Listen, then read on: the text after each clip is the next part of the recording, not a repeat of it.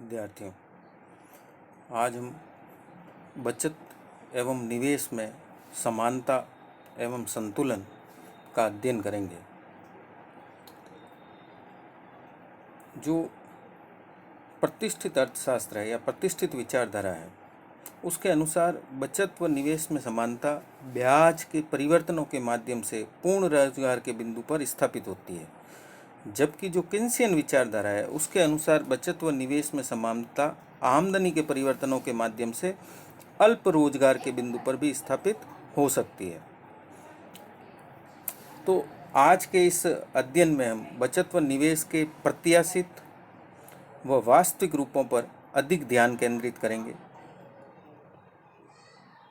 इसके संबंध में वास्तविक बचत व वास्तविक निवेश का तो समान होना जरूरी है, लेकिन प्रत्याशित बचत व प्रत्याशित निवेश में अंतर पाया जा सकता है।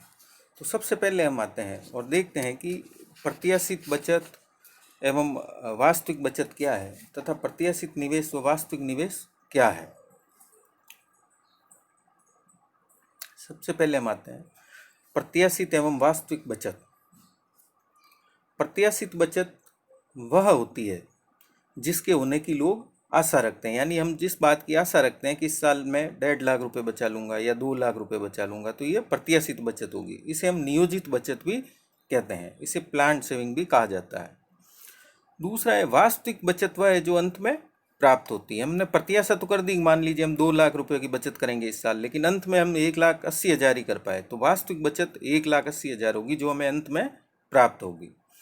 इसी प्रकार से प्रत्याशित एवं वास्तविक निवेश भी होता है। प्रत्याशित निवेश वह राशि है जिसके होने का अनुमान लगाया जाता है, इसे नियोजित निवेश भी कहा जाता है, यानी जिसका हम अनुमान लगाते हैं। मान लीजिए इस साल हम अनुमान लगाते हैं 2 लाख रुपए निवेश होगा, लेकिन क्या वास्तव में अंत में कितना प्राप्त होता है, तो वास्तविक निवेश अंत में निवेश होने वाली वास्तविक राशि होती है। मान लीजिए लास्ट में 1,80,000 रुपये ही निवेश हो पाया, तो वह वास्तविक निवेश होगा।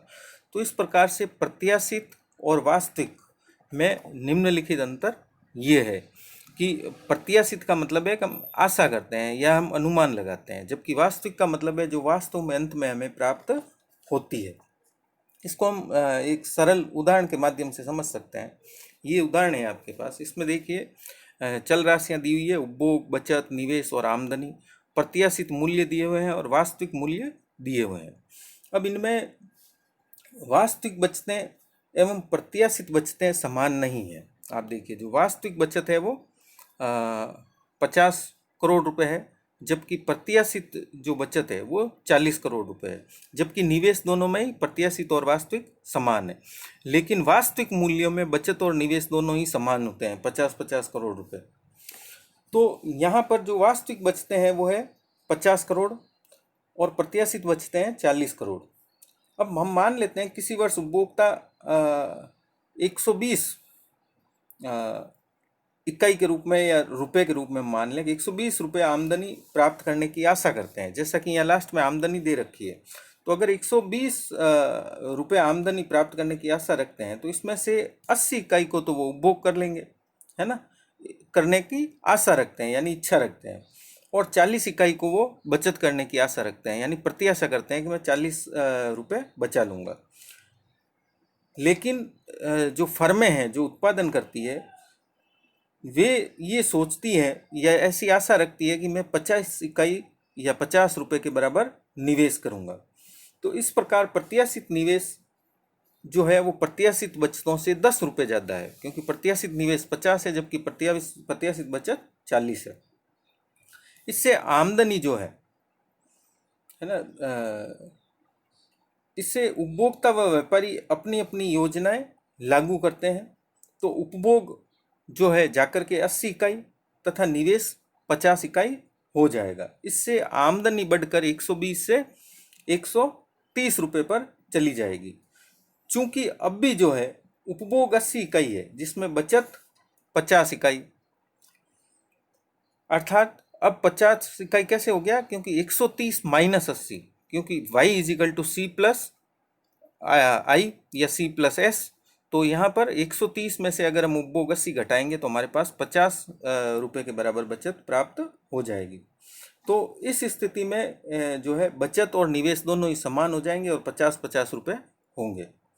तो यदि प्रत्याशित निवेश प्रत्याशित बचतों से अधिक होता है, जैसा कि इस टेबल में दर्शा रखा है, तो प्रत्याशित उपभोग व निवेश की राशियों को लागू करने पर आमदनी बढ़ जाती है, जो अंत में वास्तविक बचतों को वास्तविक निवेश के बराबर कर देगी। और ये दोनों ही यहाँ पर 50 इकाई दिखाई हुई है। तो इस प्रकार से जो है अंत में जाकर के भले ही शुरू में जो है प्रत्याशित निवेश प्रत्याशित बचत से ज़्यादा है, लेकिन वास्तविक मूल्यों के रूप में फिर जाकर के निवेश और बचत दोनों ही समान हो जाते हैं। इसी प्रकार से हम एक दूसरा और उदाहरण ले सकते हैं, जिसमें हम जो है यहाँ पर प्रत्याशित निवेश जो है वो प्रत्याशित बचत से कम है। वहाँ जो पहली टेबल थी उसमें प्रत्याशित निवेश जो था वो प्रत्याशित बचत से ज़्यादा था। तो अब इस टेबल के अनुसार भी आमदनी जो है 120 इकाई रहने की आशा हम करते हैं ना। प्रत्याशित का मतलब आशा करना, एक्सेप्ट करना। यहाँ पर भी उपभोग 80 इकाई हो रहा है ना, लेकिन यहाँ प्रत्याशित निवेश केवल 30 इकाई है ना, जो अनुमानित कर रखा है हमने, या 30 रुपये अनुमानित कर रखा है। इसलिए वास्तविक आमदनी केवल 110 रुपये ही बढ़ेगी, क्योंकि वास्तविक आमदनी जो बढ़ती है वो निवेश के आधार पर बढ़ती है कि निवेश कितना होगा। तथा अंत में यहाँ देखिए आप, जब 110 इकाई जो आई है उसमें 80 इकाई तो उपभोग है ना, और 30 इकाई जो बचा हुआ है वो निवेश और बचत दोनों ही समान है। तो चूंकि उपभोक्ता अपने इरादों के अनुसार 80 इकाई तो खर्च करते ही हैं, इसलिए वास्तविक बचतें 30 इकाई ही होंगी। वो आशा करते हैं 40 इकाई करने की, लेकिन आय उतनी नहीं हो पाती है उनकी। अगर उनकी आय 120 हो जाती तो ऐसी स्थिति में हो सकता है वो उपभोग भी 40 करते और निवेश भी 40 करते। तो इस स्थिति में वास्तविक बचतें और वास्तविक निवेश 30 इकाई हो जाता है, लेकिन प्रत्याशित बचतें जो है वो प्रत्याशित निवेश से अधिक होने के कारण वास्तविक आमदनी घट जाती है। तो यहाँ पर इन दोनों टेबलों में हमने देखा कि जब प्रत्याशित निवेश प्रत्याशित बचत से ज़्यादा होता है तो ऐसी स्थिति में आमदनी बढ़ती है, और जब प्रत्याशित निवेश प्रत्याशित बचत से कम होता है तो ऐसी स्थिति में आमदनी घटती है। अब हम नेक्स्ट आते हैं कि प्रत्याशित बचत एवं वास्तविक प्रत्याशित बचत और प्रत्याशित निवेश में अंतरों के क्या कारण हैं, इनके बीच में क्यों अंतर पाए जाते हैं। तो सबसे जो पहले है हम ये लेते हैं प्रत्याशित बचत को प्रभावित करने वाले तत्व कौन से हैं। इससे पहले मैं एक बात बता देना चाहता हूँ कि इन दोनों में अंतर क्यों पाया जाता है। इन दोनों में जो अंतर पाया जाता है उसका सबसे बड़ा महत्वपूर्ण कारण है कि बचतें एवं निवेश समाज के विभिन्न समूहों द्वारा तथा विभिन्न कारणों से संपन्न किए जाते हैं। बचतें जैसे जो है वो परिवार करता है, निगम या कंपनियां तथा सरकार द्वारा की जाती है। निवेश निजी क्षेत्र व सार्वजनिक क्षेत्र दोनों में ही किया जाता है। यह स्वदेशी हो सकता है, विदेशी हो सकता है, स्वायत्त हो सकता है या प्रेरित किस्म का भी हो सकता है। तो इस प्रकार देश में बचतें जो है वो कई तत्वों से प्रभावित होती है, और जो निवेश है वो भी कई तत्वों से प्रभावित होता है। ये अलग अलग तत्वों से प्रभावित होने के कारण इन दोनों में अंतर पाया जाता है। तो बचत प्रभावित होती है जैसे ब्याज दर से। जब ब्याज दर ज़्यादा होगी तो बचत ज़्यादा की जाएगी, जब ब्याज दर कम होगी तो बचत कम की जाएगी। दूसरा है फिर आय से या आमदनी से। अगर आमदनी ज़्यादा होगी तो बचत ज़्यादा की जाएगी, यदि आमदनी कम होगी तो बचत कम की जाएगी। आय का वितरण किस प्रकार का है। यदि आय का वितरण समान है तो ऐसी स्थिति में बचतें ज़्यादा की जा सकती है, असमान होने पर कम की जाएगी, क्योंकि ज़्यादा वर्ग बचत नहीं कर पाएगा। कीमत स्तर, अगर कीमत स्तर बढ़ जाता है या मुद्रास्फीति बढ़ जाती है तो वस्तुएं और सेवाएं महंगी हो जाती है, और इस कारण से जो है उपभोक्ता कम बचत कर पाते हैं। इसी प्रकार से अगर कीमत स्तर घट जाता है तो उनकी वास्तविक आय बढ़ जाती है और उनकी बचत करने की क्षमता भी बढ़ जाती है। फिर भावी आवश्यकता। अब भविष्य की उनकी आवश्यकताएं किस प्रकार की है ना। अगर मान लीजिए कि भविष्य में पारिवारिक आवश्यकताएं ज़्यादा है तो ऐसी स्थिति में वर्तमान में बचत ज़्यादा की जाएगी ताकि भविष्य में उन आवश्यकताओं की पूर्ति की जा सके। अगर भविष्य में इस प्रकार की आवश्यकताएं नहीं हैं तो वर्तमान में बचत कम की जाएगी। फिर है कि वृद्धावस्था की जरूरत, बुढ़ापे में किस प्रकार की ज़रूरतें हैं उसके लिए भी बचत की जाती है। अब हम आते हैं निवेश को कौन कौन से तत्व प्रभावित करते हैं। तो निवेश को भी प्रभावित करती है ब्याज की दर। उल्टा है, देखिए ब्याज की दर जब कम होती है तब निवेश ज़्यादा किया जाता है। बचत ज़्यादा की जाएगी जब ब्याज की दर ज़्यादा होगी, जबकि निवेश तब ज़्यादा किया जाएगा जब ब्याज की दर कम होगी। ब्याज की दर कम होगी यानी लोग जब उधार लेंगे निवेश करने के लिए उद्योगपति, तो उसे ब्याज कम देना पड़ेगा। फिर प्रतिफल की आशा, जैसा कि हमने एमईसी में देखा था कि जो है एमईसी निवेश को प्रभावित करती है। ब्याज की दर से एमईसी प्रभावित नहीं होती है, लेकिन हम ब्याज की दर और एमईसी को देख करके निवेश करते हैं। अगर एमईसी की दर ब्याज की दर से ज़्यादा है तो निवेश किया जाएगा। अगर एमईसी की दर ब्याज की दर से कम है तो ऐसी स्थिति में निवेश नहीं किया जाएगा। फिर मांग की प्रत्याशा, जिन वस्तुओं का उत्पादन करने के लिए हम निवेश कर रहे हैं उनकी मांग की क्या प्रत्याशा है, क्या आशा रखते हैं हम कि भविष्य में जिन वस्तुओं का हम उत्पादन कर रहे हैं क्या उनकी मांग बढ़ेगी, तो ऐसी स्थिति में निवेश किया जाएगा। अगर हमें लगता है कि भविष्य में उनकी मांग घटेगी तो निवेश नहीं किया जाएगा। फिर आते हैं हम राजनीतिक दशाएं। अगर निवेश में देश में राजनीतिक स्थिरता है, स्थिर सरकार है, तो ऐसी स्थिति में लोग आशा रखते हैं कि यह सरकार अपनी नीतियों में ज़्यादा परिवर्तन नहीं करेगी और इस प्रकार से वर्तमान सरकार की जो नीतियां हैं उसके अनुसार निवेश किया जाएगा। अगर अस्थिरता की स्थिति है राजनीतिक, तो ऐसी स्थिति में निवेश हतोत्साहित होगा या निवेश नहीं किया जाएगा या कम किया जाएगा। अंतर्राष्ट्रीय परिस्थितियाँ। अब अंतर्राष्ट्रीय परिस्थितियाँ किस प्रकार की है। मान लीजिए अंतर्राष्ट्रीय परिस्थितियाँ निवेश के अनुकूल है तो निवेश ज़्यादा किया जाएगा। अगर अंतर्राष्ट्रीय परिस्थितियाँ निवेश के अनुकूल नहीं है तो निवेश नहीं किया जाएगा।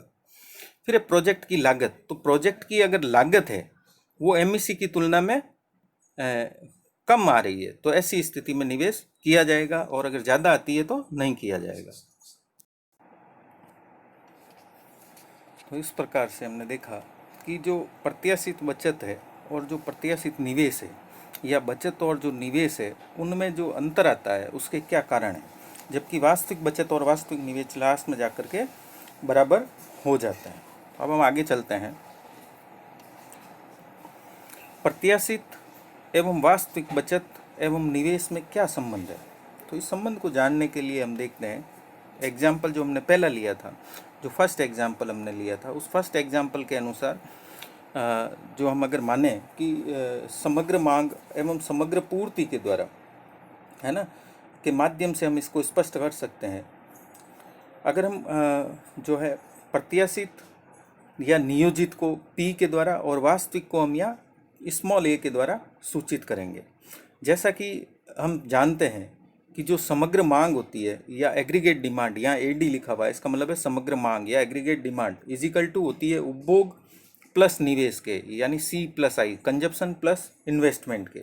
और जो एग्रीगेट सप्लाई है वो होती है C+S के बराबर, यानी समग्र पूर्ति AS is equal to C+S, उपभोग एवं बचत के समान होती है। जो ऐसा कि हमने जो उदाहरण पहला लिया था, उधर टेबल जो फर्स्ट ली थी उसके अनुसार अगर हम देखें तो ऐसी स्थिति में हमारे पास आ जाता है AD is equal to CP+IP, यानी प्रत्याशित बचत और प्रत्याशित निवेश। जैसा कि उसमें था प्रत्याशित बचत 80 रुपये थी और प्रत्याशित जो है निवेश वो 50 रुपये के बराबर था, और कुल आय 130 रुपये के बराबर थी। इसी प्रकार से जो एग्रीगेट सप्लाई थी उसमें हम लेते हैं प्रत्याशित उपभोग और प्रत्याशित बचत को। वहाँ पर जो प्रत्याशित उपभोग उतना ही था 80 रुपये, तथा प्रत्याशित जो बचत थी वो 40 रुपये के बराबर थी और आय थी 120 रुपये के बराबर। तो यहाँ पर जो है समग्र मांग समग्र पूर्ति से ज़्यादा है, क्योंकि समग्र मांग में आय 130 है जबकि समग्र पूर्ति में मांग 120 रुपये ही है। अब इस प्रकार से जब समग्र मांग समग्र पूर्ति से ज़्यादा होती है तो आगे चल करके आमदनी बढ़ जाएगी, और हमने देखा था कि आमदनी 120 से बढ़ करके 130 रुपये के बराबर हो गई थी। तथा जहाँ पर ये जो आय बढ़ जाएगी वहाँ पर वास्तविक बचत और वास्तविक निवेश दोनों ही समान होंगे। तो हमने देखा था कि जो है आय बढ़कर 130 रुपये हो जाती है और वास्तविक बचत और वास्तविक निवेश दोनों ही 50 के बराबर हो जाते हैं, जैसा कि हमने पहले एग्जाम्पल में देखा था, फर्स्ट एग्जाम्पल में देता है। अगर अब हम एग्जाम्पल 2 या दूसरी टेबल की बात करें तो दूसरी टेबल की स्थिति में जो है हमारे पास एग्रीगेट डिमांड या समग्र मांग जो थी वो थी CA+IA, यहाँ ये अब मैं एक्चुअल ले रहा हूँ, है ना, एक्चुअल का मतलब है वास्तविक। तो वास्तविक थी 80 प्लस 30 यानी 80 तो उपभोग था और 30 निवेश था और आय 110 थी। तथा जो एग्रीगेट सप्लाई थी या समग्र पूर्ति थी CA प्लस SA यानी वास्तविक उपभोग प्लस वास्तविक बचत, वो भी 80 प्लस 30 बराबर 110 थी। इस कारण से जबकि उस दूसरे उदाहरण में जो है दूसरे उदाहरण में आय प्रारंभ में 120 थी, है ना, आय प्रारंभ में 110 नहीं थी, प्रारंभ में 120 थी और जो है प्रत्याशित जो निवेश है वह प्रत्याशित बचत की तुलना में कम था। वहाँ प्रत्याशित बचत 40 थी जबकि निवेश 30 ही था, लेकिन अंत में जाकर के जो है आय 120 से कम होकर के 110 हो गई। क्यों हो गई? क्योंकि जो निवेश था वो कम था, निवेश कम होने के कारण आय भी कम होगी, क्योंकि प्रत्याशित बचत की तुलना में प्रत्याशित निवेश कम था, लेकिन अंत में वास्तविक बचत और वास्तविक निवेश दोनों ही 30-30 रुपये के बराबर हो गई थी और वास्तविक आय 110 रुपये के बराबर हुई थी, जो 30 के बराबर थी। तो इस प्रकार से हमने देखा कि किस प्रकार से एग्रीगेट डिमांड और एग्रीगेट सप्लाई यानी समग्र मांग व समग्र पूर्ति के माध्यम से बचत और निवेश किस प्रकार से बराबर होते हैं, वास्तविक बचत और वास्तविक निवेश। यहाँ एक बात और हमें ध्यान रखनी है कि नियोजित बचत यानी नियोजित का मतलब प्रत्याशित, है ना, और वास्तविक नियोजित का मतलब है प्रत्याशित। तो प्रत्याशित बचत और प्रत्याशित निवेश में लगभग प्राय हमेशा ही असमानता पाई जाती है, क्योंकि ये दोनों तभी समान हो सकते हैं जब आमदनी संतुलन में होती है। अगर समग्र पूर्ति और समग्र मांग दोनों समान होती है तभी आमदनी संतुलन में होती है।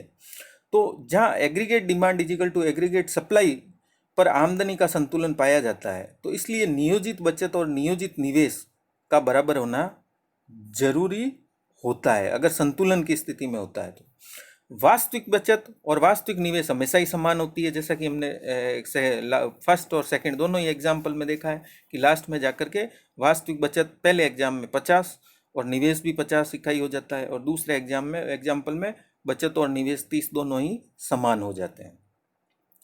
यदि प्रत्याशित बचत प्रत्याशित निवेश समान नहीं होते हैं तो वह स्थिति असंतुलन की स्थिति कहलाती है, वो संतुलन की स्थिति नहीं कहलाती है। प्रत्याशित निवेश के अगर प्रत्याशित बचत से ज़्यादा होता है ना, IP ग्रेटर देन SP, तो ऐसी स्थिति में जैसा कि उदाहरण 1 में था, तो फर्में अपना जो है उत्पादन बढ़ाने का प्रयास करती है, क्योंकि निवेश की प्रत्याशा ज़्यादा है तो वो ज़्यादा उत्पादन करेंगी, जिससे वास्तविक आमदनी प्रत्याशित आमदनी से अधिक हो जाती है ना। और पहले उदाहरण में हमने देखा था कि हमने जो प्रत्याशित आमदनी की थी वो 120 रुपये थी, जबकि बढ़ करके वो 130 रुपये हो गई थी।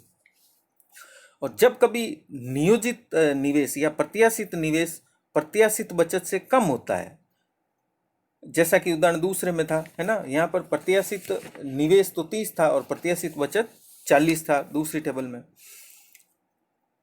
तो फर्में उत्पादन को कम करने का प्रयास करेंगी, जिससे जो है वास्तविक आमदनी अंत में कम हो जाएगी। और वहाँ पर हमने देखा था कि वास्तविक आमदनी 120 से घटकर 110 पर आ गई थी, और निवेश लेकिन अंत में वास्तविक बचत और वास्तविक निवेश दोनों 30 रुपये पर समान हो गए थे। तो इस प्रकार से प्रत्याशित व वास्तविक बचत तथा निवेश जो है दोनों में क्या संबंध पाया जाता है, इसका हमने अध्ययन किया है। अब हम लेते हैं कि प्रतिष्ठित विचारधारा में ये किस प्रकार से समान होंगे। तो जो क्लासिकल विचारधारा है या जो प्रतिष्ठित विचारधारा है, उनके अनुसार प्रत्याशित बचत और प्रत्याशित निवेश के बीच समानता ब्याज की दरों में परिवर्तन के माध्यम से पूर्ण रोजगार के बिंदु पर स्थापित होती है ना, क्योंकि वो पूर्ण रोजगार को एक सामान्य अवस्था मानते थे। तो उन लोगों के अनुसार बचत ब्याज की दर का फलन होती है S is equal to function of R, जैसा कि आपके यहाँ लिखा हुआ सामने, तथा निवेश भी ब्याज की दर का फलन होता है I is equal to function of R। लेकिन यहाँ जो R है वो ब्याज की दर को बता रहा है, तथा बचत व निवेश जो है यहाँ पर कैसे हैं, प्रत्याशित या नियोजित हैं। इसलिए जब बचत की मात्रा निवेश की मात्रा से कम होती है, जब भी कभी बचत की मात्रा निवेश की मात्रा से कम होती है तो ब्याज की दर बढ़ जाती है, जिससे निवेश में कमी आ जाती है और बचत में निवेश में कमी आ जाएगी और बचत में वृद्धि होगी, और अंत में दोनों पुनः जो है बचत की मात्रा निवेश की मात्रा के बराबर हो जाएगी। अगर कभी मान लीजिए बचत की मात्रा निवेश की मात्रा से अधिक है, जैसा कि पहले उदाहरण में हमने देखा था, तो ब्याज की दरें घटेगी, जिसके फलस्वरूप निवेश बढ़ेगा और बचत घटेगी, और अंततः दोनों ही ब्याज की पूर्व दर पर समान हो जाएंगे। तो इस प्रकार से हमने देखा कि बचत जो है वो ब्याज की दर का दर के साथ उसका सीधा संबंध है। जैसे ब्याज की दर बढ़ेगी तो बचत बढ़ेगी, ब्याज की दर घटेगी तो बचत घटेगी। जब निवेश और ब्याज की दर में विपरीत संबंध है, जब ब्याज की दर बढ़ती है तो निवेश घटता है, और जब ब्याज की दर घटती है तो निवेश बढ़ता है। इसको एक चित्र के द्वारा हम स्पष्ट कर सकते हैं। यहाँ हमने निवेश और बचत लिए है ना। देखिए, निवेश ऊपर की तरफ जाता है, ऊपर की तरफ जाता हुआ वक्र बचत एसएस वक्र है जो ऊपर की तरफ जा रहा है। इसका मतलब ये है कि जैसे जैसे जो है ब्याज की दर बढ़ेगी तो बचत की मात्रा भी बढ़ेगी। जैसे आर पर जो है R1 की तुलना में बचत कम है, जब आर से हम R1 रेट ऑफ इंटरेस्ट पर जाते हैं या ब्याज की दर पर जाते हैं तो बचत बढ़ जाती है, यानी इनका सीधा संबंध है। और निवेश ऊपर से नीचे आता हुआ है, यानी इसका मतलब यह है कि ब्याज की दर का ये घटता हुआ फलन है। जैसे जैसे ब्याज की दर घटती है निवेश बढ़ता है। तो यहाँ पर जो एसएस जो हमने लिया है रेखा, वो बचत को ब्याज की दर के बढ़ते हुए फलन के रूप में, तथा आई रेखा निवेश को ब्याज की दर के घटते हुए फलन के रूप में दिखाती है। जब ब्याज की दर आर होती है तो उस आर ब्याज की दर पर एसएस और आई वक्र दोनों एक दूसरे को पी बिंदु पर, देखिए बीच में पी बिंदु पर काटते हैं, जहां पर बचत और निवेश दोनों ही समान होते हैं, तथा बचत व निवेश की मात्रा जो कितनी होती है, ओ एम के बराबर। नीचे देखिए एक्स अक्ष पर ओ एम के बराबर बचत और निवेश दोनों ही समान होंगे और संतुलन स्थापित हो जाता है। अब अगर जैसा हमने मांग और पूर्ति का माइक्रो इकोनॉमिक्स में पढ़ रखा है, उस प्रकार से यदि कभी बचत की मात्रा है ना R2P3 हो जाए, बचत की मात्रा R2P3, देखिए R2P3 अगर हो जाती है, तथा निवेश की मात्रा R2P2 हो जाती है ना, ये देखिए यहाँ पर, तो यहाँ ऐसी स्थिति में क्या हो जाएगा, तो R2 ब्याज की दर पर वह बचत व निवेश में असमानता उत्पन्न हो जाती है। यहाँ पर बचत की मात्रा निवेश की मात्रा से कम है, बचत की मात्रा तो है R2P3 जबकि निवेश की मात्रा है R2P2, तो P3 से P2 के बराबर यहाँ जो है निवेश बचत से ज़्यादा है। जब निवेश बचत से ज़्यादा है तो ब्याज की दरों में बढ़ने की प्रवृत्ति होगी, जिससे निवेश में कमी आएगी और बचत में वृद्धि होगी, जो अंत में आर ब्याज की दर पर वापस संतुलन में आ जाएगी और वहाँ बचत बराबर निवेश स्थापित हो जाएगा। इसी प्रकार से यदि कभी बचत की मात्रा R1 P1, सबसे ऊपर वाली लाइन जो डॉट डॉट है वो देखिए R1 P1, तथा निवेश की मात्रा R1 P4 हो जाती है ना, तो यहाँ पर क्या हुआ, बचत जो है वो निवेश से ज़्यादा है और दोनों में असमानता उत्पन्न हो गई है। यहाँ पर बचत जो है P1 P4 निवेश से ज़्यादा है, इसलिए ब्याज की दर घटेगी और जब बचतें भी घटेगी और निवेश बढ़ेगा, और अंत में वापस आर ब्याज की दर पर पी बिंदु पर बचत और निवेश दोनों ही समान हो जाएंगे और पुनः संतुलन स्थापित हो जाएगा। तो इस प्रकार के से प्रतिष्ठित विचारधारा के लोग मानते थे कि ब्याज की दरें निवेश एवं बचतों को समान कर देती हैं। प्रोफेसर जो किन्स हुए हैं उन्होंने इसकी आलोचना की है। वो ये कहते हैं कि बचत व निवेश में समानता जो है आमदनी के परिवर्तनों के माध्यम से स्थापित होती है, न कि ब्याज की दर के माध्यम से। वो कहते हैं कि जब आय बढ़ती है तो लोग ज़्यादा बचत करते हैं, और जब लोगों को ज़्यादा आय मिलने की आशा होती है तो वो ज़्यादा निवेश करते हैं। दूसरा किन्स का ये कहना था कि जब निवेश बचत से ज़्यादा होता है तो गुणक जो प्रक्रिया है उससे आमदनी बढ़ती है और उससे बचत भी बढ़ती है ना। तीसरा फिर किन्स ने जो है इसका इस प्रकार से विरोध किया कि बचत व निवेश की समानता का अल्प रोजगार की दशा में होना स्वीकार किया जा सकता है, जबकि जो प्रतिष्ठित अर्थशास्त्री है वो पूर्ण रोजगार को ही मानते थे। तो पूर्ण रोजगार पर समानता एक विशेष व आकस्मिक स्थिति ही होती है, तो किन्स ऐसा मानता था। तो बचत एवं निवेश के संबंध में ये प्रतिष्ठित विचारधारा या क्लासिकल विचारधारा मानती है कि किस प्रकार से ब्याज की दरों के माध्यम से बचत और निवेश में संतुलन स्थापित होता है। अब हम इससे आगे चलते हैं कि किन्स का क्या दृष्टिकोण है, किन्स क्या मानता है। तो किन्स के अनुसार जो है वो मानता है E = Y, जैसा कि हमने राष्ट्रीय आय के उदाहरणों में पढ़ा है कि खर्च बराबर आई के होता है। फिर वो कहता है कि y equal to C plus i, जैसा कि हमने देखा है कि आई जो है वो उपभोग व निवेश के बराबर होती है। ये पहला समीकरण हमने लिया है। और जो जब आई और ई इजिकल टू वाई होता है तो ऐसी स्थिति में हम लिख सकते हैं कि e equal to C plus s होता है। जो ई होती है, जो वह होता है, वो दो भागों में बढ़ जाता है, या तो वह कर लिया जाता है या बचा लिया जाता है, तो सी प्लस एस हो जाता है। और ये सी प्लस एस चूंकि ई इजिकल टू वाई होता है इसलिए वाई के बराबर हो जाता है। अब हम यहाँ जो है एस के रूप में लिखें, तो एस के रूप में लिखेंगे तो एस को इधर रखें और सी को उस तरफ ले जाएं, तो s equal to y minus c, यानी बचत क्या है, आई में से उपभोग को घटा दें तो हमें बचत प्राप्त हो जाएगी। फिर अब हम वाई का मान अगर रख दें यहाँ पर, तो ऐसी स्थिति में हमारे पास क्या आ जाएगा, s equal to C plus i minus c. यहाँ पर देखिए वाई का मान रखा है, y का मान रखते ही हो गया s equal to C plus i minus c. इसमें हमने कहाँ पर रखा है ना, समीकरण 1 को समीकरण 2 में रखा है। समीकरण 2 में जो है y का जो मान है उसकी जगह हमने सबसे ऊपर जो पहला समीकरण है y is equal to C plus I वो रख लिया है।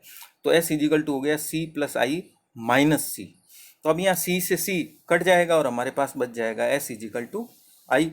अगर हम इसको वापस पुनः बदलना चाहें, अगर हम सेकंड को बदलें, तो ऐसी स्थिति में हमारे पास आ जाएगा y is equal to C plus S, है ना। ये तीसरा आ जाएगा हमारे पास कि y इजिकल टू हो गया, क्योंकि जब s इजिकल टू आई हो गया तो हम ऊपर y इजिकल टू लिख सकते हैं c प्लस एस, आई की जगह हम s लिख सकते हैं। और फर्स्ट और थर्ड के आधार पर जो समीकरण है उनके आधार पर, तो इस प्रकार से हमें प्राप्त हो गया कि y is equal to C plus S भी हो सकता है, y is equal to C plus I हो सकता है, और इस प्रकार से s इजिकल टू आई हो जाएगा। c plus I is equal to C plus S, और इसलिए i बराबर s हो गया, c से c कट जाएगा। दूसरा जो है किन्स एवं बचत का जो है उसको हम इस जो है रेखा चित्र के माध्यम से भी कर सकते हैं। जो ये रेखा चित्र है इसमें जो क्षैतिज अक्ष है यहाँ पर हमने आमदनी ली है और लंबवत अक्ष पर हमने बचत और निवेश को मापा है। एस जो है वो बचत रेखा है और आई जो है वो निवेश रेखा है। ये दोनों ही एक दूसरे को ई बिंदु पर काटते हैं। देखिए जहाँ पर लिखा हुआ है एरो बनाया हुआ है और लिखा हुआ है निवेश बचत बराबर निवेश। यहाँ पर जो संतुलन आई है वो ओ वाई निर्धारित होती है। देखिए नीचे लिखा हुआ है संतुलन आमदनी, जिस पर बचत और निवेश दोनों ही ई वाई, ऊपर देखिए जहाँ ऊपर का बिंदु है ए और नीचे वाई, तो ई वाई के बराबर होती है। यदि आमदनी ओ वाई जीरो हो जाए यानी कम हो जाए, तो ऐसी स्थिति में निवेश तो हमारा हो जाएगा ई जीरो वाई जीरो तथा बचत हो जाएगी एफ जीरो वाई जीरो। तो यहाँ पर क्या हो गया, अब जो है बचत निवेश से कम हो गई है, यहाँ पर निवेश बचत से ज़्यादा है। तो जब निवेश बचत से ज़्यादा होगा तो आमदनी में बढ़ने की प्रवृत्ति लागू होगी। और ये देखिए एरो एरो बना रखे हैं, इस प्रकार से आमदनी बढ़ेगी जो ऊपर के जा रहे तीरों से सूचित किया गया है। अंत में यह वापस ई पर आकर के संतुलन पर ठहर जाती है, जहाँ पर बचत और निवेश ई वाई के बराबर हो जाते हैं या समान हो जाते हैं। इसी प्रकार से जब आमदनी ओ वाई वन हो जाती है तो बचत ई वन वाई वन तथा निवेश एफ वन वाई वन हो जाता है। यहाँ पर जो है बचत अब निवेश से ज़्यादा है। जब बचत में निवेश से ज़्यादा होती है तो आय संकुचित होती है, यानी आय में कम होने की प्रवृत्ति लागू होती है, जैसा कि ऊपर से नीचे की तरफ आते हुए एरो द्वारा दिखाया गया। अंत में ई बिंदु पर वापस बचत बराबर निवेश हो जाता है और संतुलन ओ वाई आमदनी पर स्थापित हो जाता है। तो इस प्रकार केन्स का जो है वो ये मानना था कि बचत एवं निवेश में समानता आय के परिवर्तनों के कारण आती है, ब्याज की दरों में परिवर्तनों के कारण नहीं आती है। अब इसको जो किन्स का जो है उसको हम एक इस टेबल के माध्यम से या सारणी के माध्यम से भी समझ सकते हैं। यहाँ पर जो है संतुलन आमदनी देखिए 600 करोड़ रुपए संतुलन आमदनी, एडी बराबर एएस, संतुलन बीच वाली तीसरी लाइन में लिखा हुआ है और 600 है। जो यहाँ पर समग्र मांग भी 600 है, समग्र पूर्ति भी 600 है और आमदनी फर्स्ट कॉलम वाई में भी 600 है। इससे पूर्व यानी इससे पहले के क्रम संख्या 1 और 2 पर अगर हम देखें तो ऐसी स्थिति में यहाँ पर एग्रीगेट डिमांड एग्रीगेट सप्लाई से ज़्यादा है। देखिए 1 नंबर क्रम संख्या में देखिए एडी 420 है जबकि एएस 400 है। 2 पर एडी 520 है जबकि समग्र पूर्ति 500 ही है, तो यहाँ AD ग्रेटर देन AS है। और नीचे वाले 4 और 5 पर अगर हम देखें तो इन पर हम देखेंगे कि समग्र मांग समग्र पूर्ति से कम है। समग्र मांग 695 है जो, जबकि समग्र पूर्ति 700 है। समग्र मांग जब 795 है तो समग्र पूर्ति 800 है। तो यहाँ नीचे वाले 4 और 5 पर दोनों कम है। तो सिर्फ क्रम संख्या 3 पर ही एग्रीगेट डिमांड बराबर एग्रीगेट सप्लाई है। AD बराबर AS होता है 600 के बराबर।